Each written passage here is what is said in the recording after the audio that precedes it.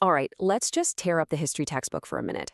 The story you probably learned about the birth of the United States, the one with all the heroes and powdered wigs, it's a little too neat. The reality was so much messier, a high-stakes process that was absolutely not guaranteed to succeed. So that's the real question, isn't it? How do you actually do that? How do you break up with the biggest empire in the world and then somehow build a brand new country from the ground up?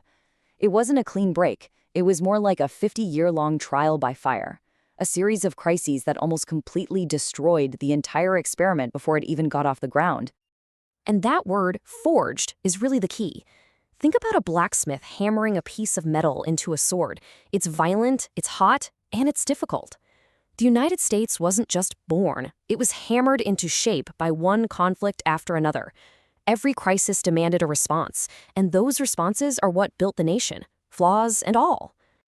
Okay, so let's start with the first crisis, the breakup itself. This was way more than just a war over taxes. It was really an intellectual divorce. It was born from a deep, fundamental disagreement about what it even means to be governed. For a really long time, Britain had this policy of salutary neglect. It's a fancy term, but it basically means they left the American colonies alone to run their own affairs. The colonists got used to this freedom. But then, after a super expensive war with France, Britain was deeply in debt and needed money, fast. So they slammed the brakes on that hands-off policy and started cracking down with taxes and direct control. And to the colonists, this felt like a huge betrayal. And this right here, this is the core of the whole argument.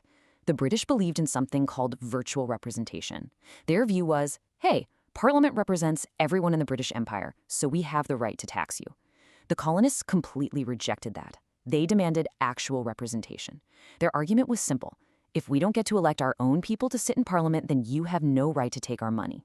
That's where no taxation without representation comes from. This wasn't just about cash, it was a showdown over power and basic rights.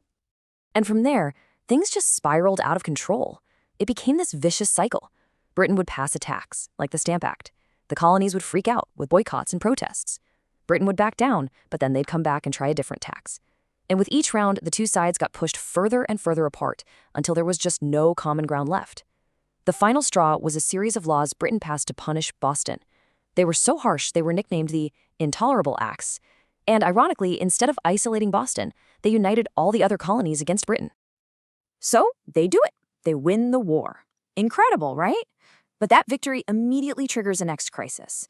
Because now the brand new nation was on the verge of total collapse, not from some foreign enemy, but from the inside out. So this was their first attempt at a government, the Articles of Confederation. And honestly, it was designed to be weak. You have to remember, they were terrified of creating another tyrant like the British king, so they made a central government that had almost no power at all. It couldn't raise taxes, it couldn't regulate trade, it couldn't even enforce its own laws. It was a government built on fear, and that fear created a whole new kind of chaos. And the results were, well, a complete disaster.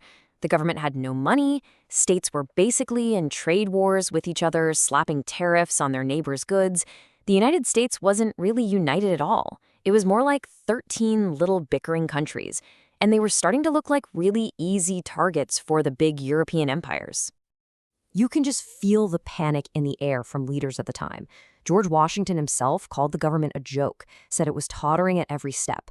The real wake-up call was an event called Shays Rebellion, where a bunch of angry farmers in Massachusetts actually took up arms against the state government. The national government was totally powerless to do anything about it, and that proved to everybody that the system was broken. The whole thing was falling apart. So all this chaos forces their hand. They call a big meeting, a convention, just to try and fix the articles.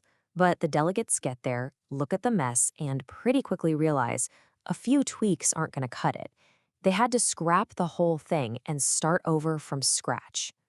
And the Constitution that we have today, it wasn't handed down from on high. It was forged in hot, sweaty, angry rooms full of arguments. You had the big states who wanted representation to be based on population. Then you had the small states who were terrified of being ignored and demanded equal representation for every state. The solution was the Great Compromise. They created two houses of Congress, the House of Representatives based on population, and the Senate where every state gets 2 votes. It was a messy, practical deal just to keep the country from splitting apart right there. But that wasn't the only deal they made. There was another compromise, A much, much darker one. This was the 3/5 compromise. The delegates from the South drew a line in the sand. They refused to join the new government unless their enslaved population was counted to give them more political power. And so a deal was struck. Every enslaved person will be counted as 3/5 of a human being for the purposes of representation in Congress. It was a horrific moral contradiction, a poison pill that was slipped right into the foundation of the government and gave the South a huge, outsized amount of power for decades. So, now they have a new constitution on paper. The next crisis comes in the form of a series of stress tests. Okay, this thing looks good, but can it actually work? Can it survive contact with the real world? The first big test was all about money. The Secretary of the Treasury, a guy named Alexander Hamilton, came in with this incredibly ambitious plan to build a powerful, modern economy.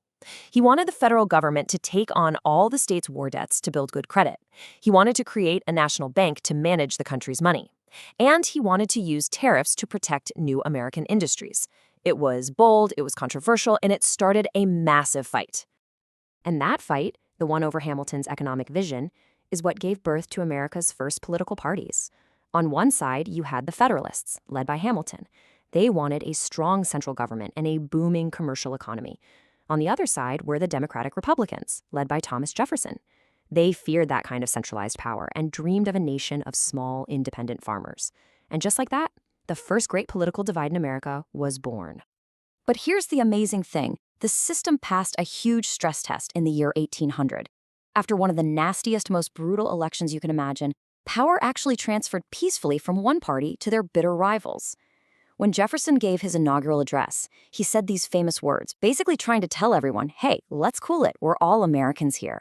It was proof that the Constitution could actually handle intense political conflict without shattering into a million pieces. But just because the new nation survived doesn't mean it solved all its problems. In fact, some of its deepest, most dangerous contradictions weren't fixed at all by 1815. They were actually getting worse, setting the stage for an even bigger conflict down the road. You can see the whole problem in a single invention. In 1793, Eli Whitney invents the cotton gin. Suddenly, processing cotton becomes incredibly profitable. And what does that do? It supercharges the demand for enslaved labor. At the very moment the North was starting to move away from slavery, this new technology made it the absolute engine of the entire Southern economy, entrenching it deeper than ever. So what you end up with is an empire of contradictions.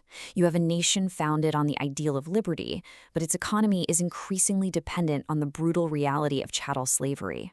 You have a nation celebrating the dream of westward expansion for farmers, but that dream is built on the forced removal of Native American nations from their lands. The promise of freedom for some meant a much, much harsher reality for others.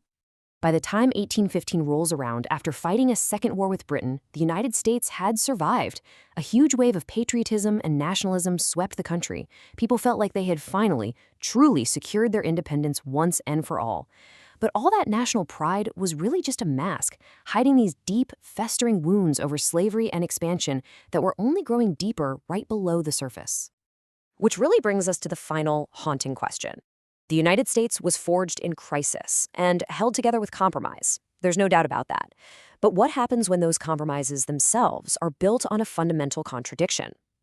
What happens when the idea of liberty is at war with the practice of bondage, right at the very core of the nation's identity? That's the question this year leaves us with, and it's a question the country is still grappling with today.